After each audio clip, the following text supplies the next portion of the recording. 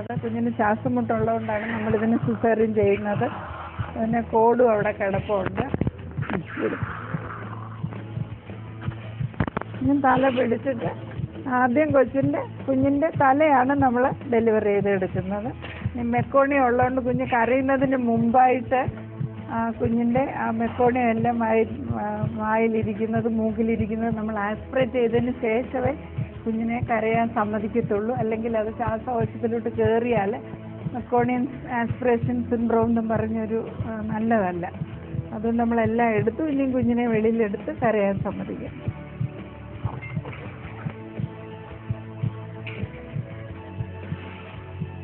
ഇങ്ങനെ കമത്തി പിടിക്കുന്നു, ഒന്നുകൂടെ സക്ക് ചെയ്ത് ബാക്കി ഒരുപാട് വലിച്ച് എടുത്തിട്ടുണ്ട് കുഞ്ഞ്.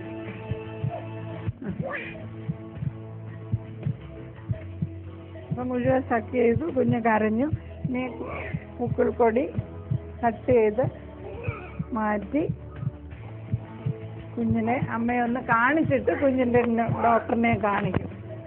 മോളാണേ. അപ്പോൾ കുഞ്ഞിനെ കാണിച്ചിട്ട് ഇനി പീഡിയാട്രിഷ്യന് നിയോനെറ്റോളജിസ്റ്റ് നമുക്ക് അടുത്ത മുറിയിലുണ്ട്, അവിടെ കൊണ്ട് കുഞ്ഞിനെ കാണിക്കും.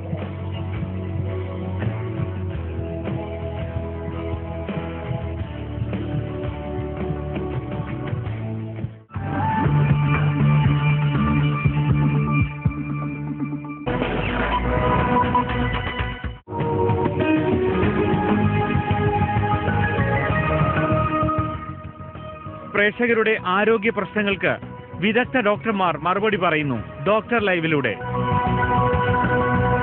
ആധുനിക വൈദ്യശാസ്ത്ര മേഖലയിലെ വിദഗ്ധ ഡോക്ടർമാർക്ക് പുറമെ ആയുർവേദ ഹോമിയോ മേഖലയിലെ പ്രമുഖ ഡോക്ടർമാരും നിങ്ങളുടെ സംശയങ്ങൾക്ക് മറുപടി പറയുന്നു.